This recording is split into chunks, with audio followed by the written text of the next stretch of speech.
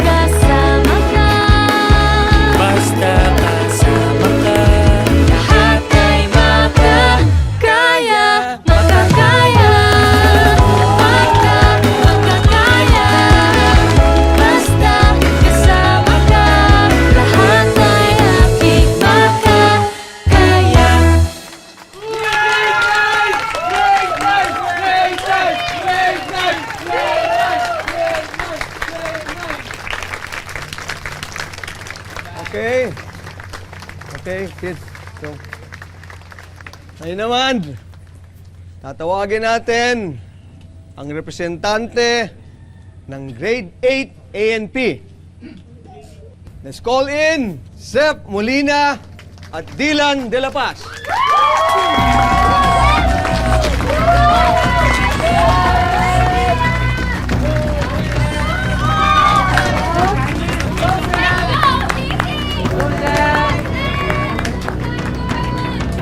Zef, nalala mo yung pakiramdam ng vibration sa mukha mo nung training tayo?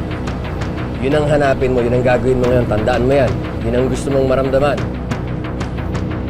Tandaan mong kumanta ka sa gitna ng bukid sa harap ng maraming tao. Lahat ng gigil mo, ng inis mo, ng galit mo sa akin, tandaan mo lahat yung inis mo at galit mo sa akin, ha? Tumingin ka sa akin, galit ka sa akin, di ba? Ikanta mo lang. Yes, sir.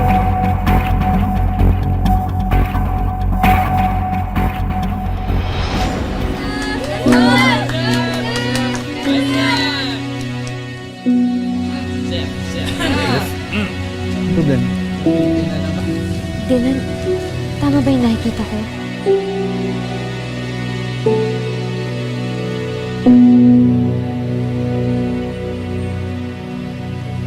Nakikita mo din ba yung nakapulang babae? Parang babae.